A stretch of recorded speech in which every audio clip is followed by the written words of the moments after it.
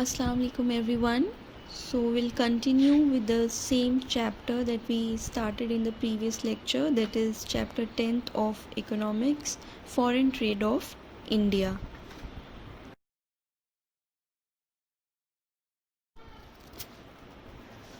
The first topic for today's lecture is direction of India's foreign trade.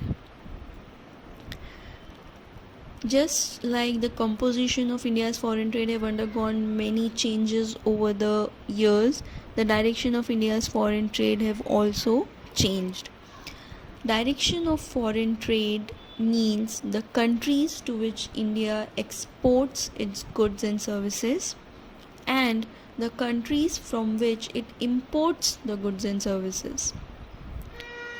Therefore, direction consists of destination of exports and sources of our imports.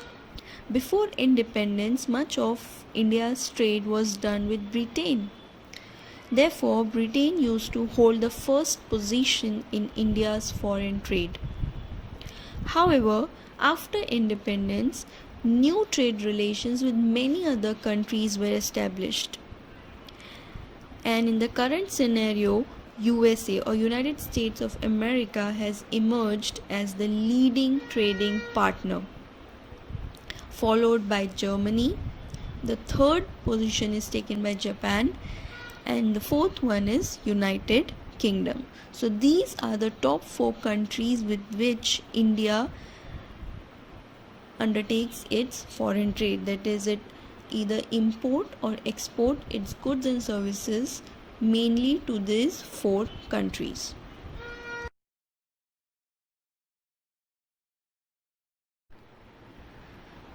Now we'll see the trends in India's foreign trade. The first one is the recent trend in exports. How have the exports in India changed? Since liberalization, India's foreign trade has expanded manifold and has shown a significant structured shift in imported and exported products and also in its geographical composition. And as a result, there have been significant changes in the recent past in exports. So we'll see the recent trends in export. Engineering goods. According to the Engineering Goods Export Promotion Council, the share of engineering goods was only 25% in India's total export.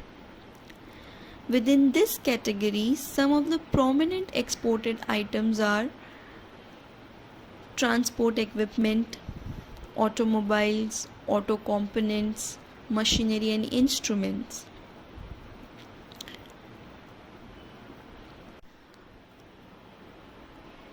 Another trend or recent trend in export have taken place in petroleum products. India's petroleum capacity increased significantly since 2001-2, due to which India turned as a net exporter of petroleum refinery products. Petroleum products had a share of 4.3% in India's total export in 2000-2001.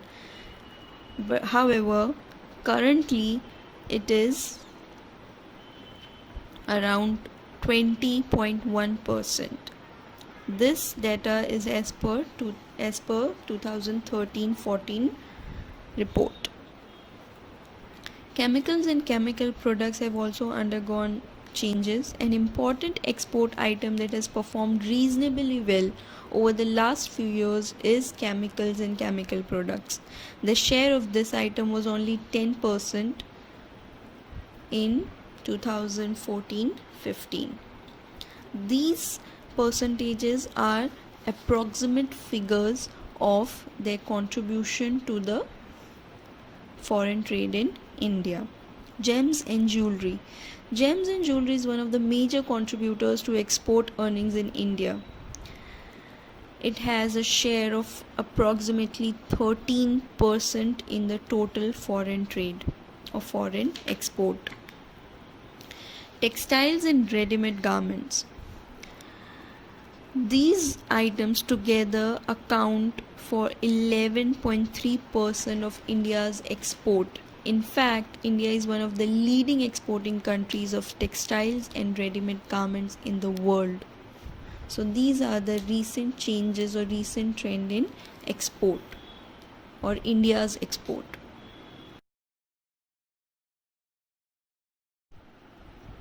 Now we'll see the recent trends in imports, how imports have changed as far as India is concerned. Petroleum product. Petroleum has always remained the most important item of imports in India's trade in the pre as well as post reform period. It had a share of 27% in total imports, which currently stands at 31% of the total imports in India. Gold. After petroleum, the second most important item is gold. It has been observed that there is significant drop in gold imports during 2013-14. The gold imports declined from $53.3 billion to $27.5 billion. This was primarily due to the fall in international gold prices and various policies taken by the government to curb gold imports. Fertilizers. The share of fertilizers in import expenditure declined from 4% to approximately 1% in 2016-17. Iron and steel. The share of iron and steel in import expenditure declined from 4% to 2%. The percentage which has been given in the recent trends in export and import are approximate figures, and they are not exact figures. So as a student, you just have to remember the approximate numbers or percentages.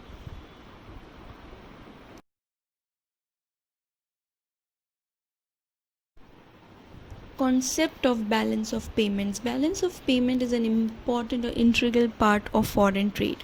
The balance of payments of a country is a systematic record of all international economic transactions that have taken place during a given period, which is usually a year. Balance of payment is a summary statement of all the transactions between the residents of one country and the rest of the world. In short, it is the record of all the import and export activities that have taken place in a nation.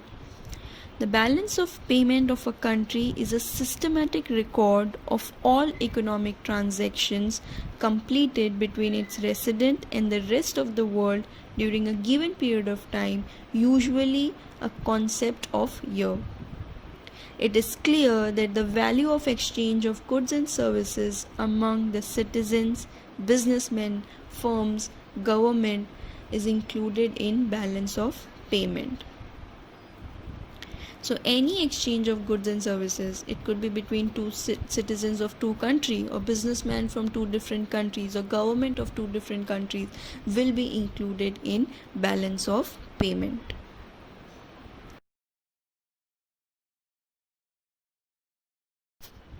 Balance of trade.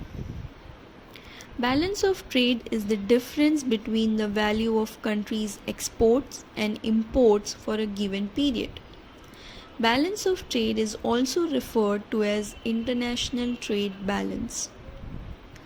According to Bentham, balance of trade of a country is the relation over a period between the values of her exports and imports of physical goods.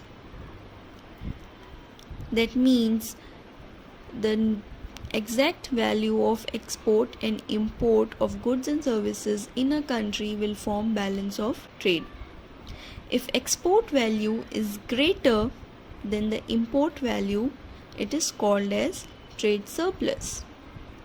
And if import value is greater than export value, then it is called as trade deficit. So when your exports are more, you'll have trade surplus, and when your imports are more, then you'll have trade deficit. it is clear that balance of trade includes the value of imports and exports of visible goods and invisible goods, that is, services. So the difference between balance of payment and balance of trade could be taken as, in case of balance of payment, all economic transactions are included, whereas in case of balance of trade, only the exchange of goods and services, that is, the value of export and import, is included in the balance of trade. Other transactions like loan or exchange of money or fund will not be included in balance of trade. It will be included in balance of payment.